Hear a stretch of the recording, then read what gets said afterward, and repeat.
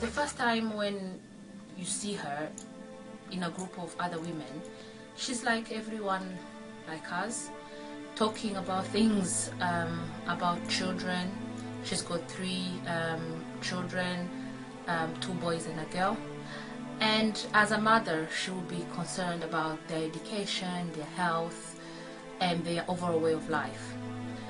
But when it comes at discussing issues that affect our country, you can see that she doesn't change, but she's got strong beliefs of a true unity of the Rwandan people, which is based through proper democracy and true reconciliation of the Rwandan people. She's a very firm believer of governments recognizing people's potential, putting people first, that people don't live in fear, that people are not oppressed.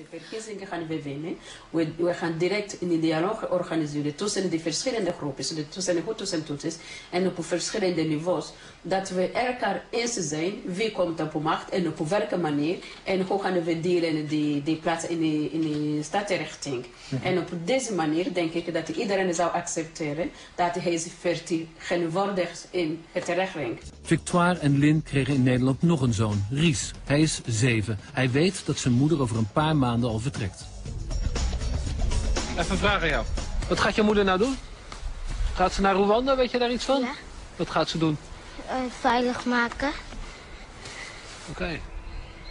En is dat een goed idee? Ja. Ja? Maar wat wil ze precies doen? Veilig maken? Hoe dan? Dat er geen oorlog meer komt.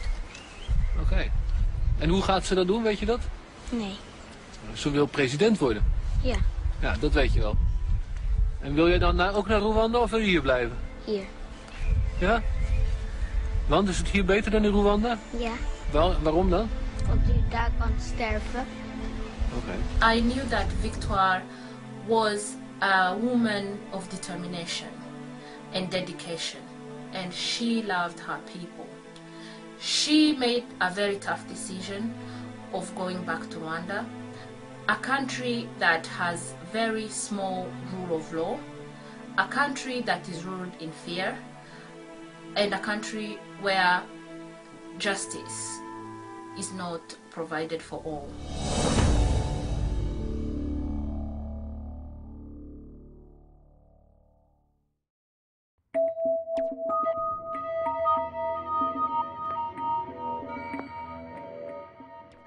If RPF, which is the ruling party for President Kagame, sees you being independent of it, they see you as a negative journalist, as a person who is worth dead. What freedoms are you teaching me?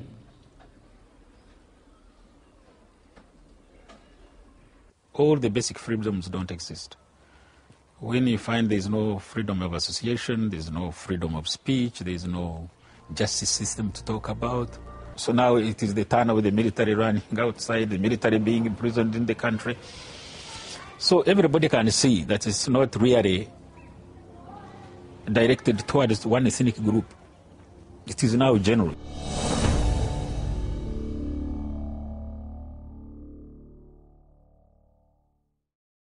I guess the question I still am trying to probe is whether there can be space for political opposition in President Paul Kagame's Rwanda. Oh, yes. And that's so why... far, it seems that it's very tough. Let's take Victoire INGABIRE. Before we leave that.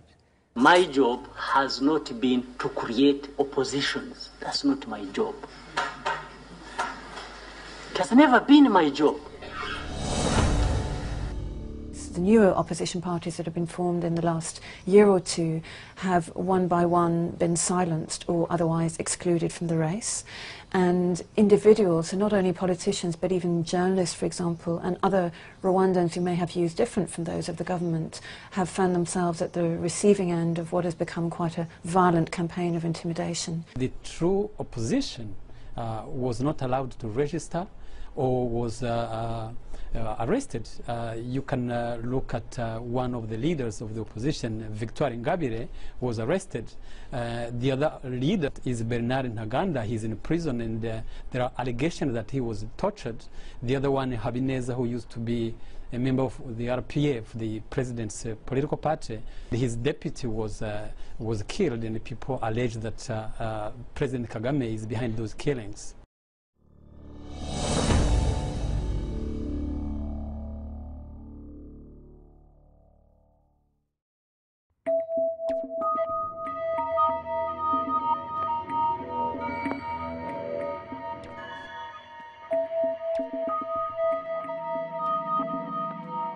She's also a threat to the Kagame regime in that if there was ever a free and fair election in the country of Rwanda and Victoire Ingabire Umuhoza ran against Paul Kagame, that she would win against him. Kagame assumed the presidency in 2000, but has been in de facto power since his rebel army swept to power in 1994.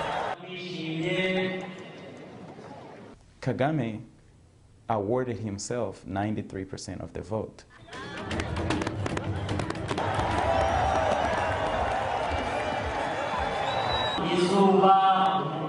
But can you really be proud of this victory when you really had weak opposition that seemed to be very sympathetic towards the RPF anyway? Well, I'm not responsible for the weak opposition. If the opposition is weak, it's because they are weak.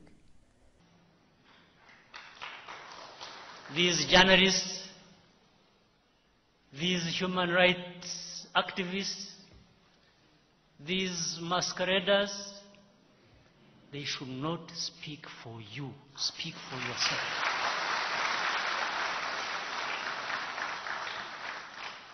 So every day, oh, progress, but what?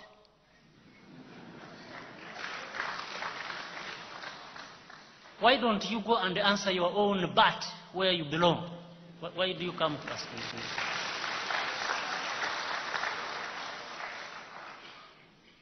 Go and answer the but. When I see you, there are, even for me, I stand here and say, oh, you are developed. You have lessons you teach others, but... There's growing international concern about Rwanda.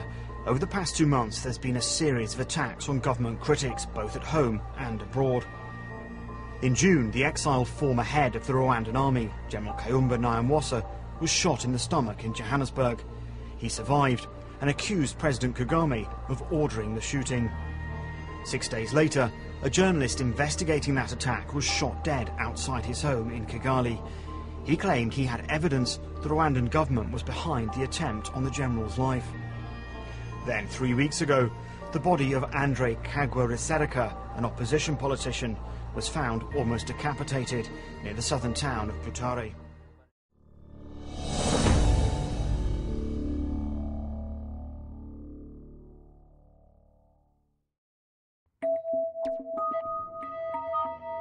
The Metropolitan Police have taken the extraordinary step of warning 2 British citizens from Rwanda living in London that they're at risk of being assassinated by the Rwandan government. Legal notices were sent to a former Lib Dem candidate, Rene Mugenzi, and Jonathan Musonera. We've spoken with both men. The controversy concerns the government of this man, Paul Kagame, who's taken some credit for unifying the country after a terrible civil war between the Hutu and Tutsi tribes. This is the Minister for Human Rights. But Rene Mugenzi doesn't see it this way. He's a British citizen who settled here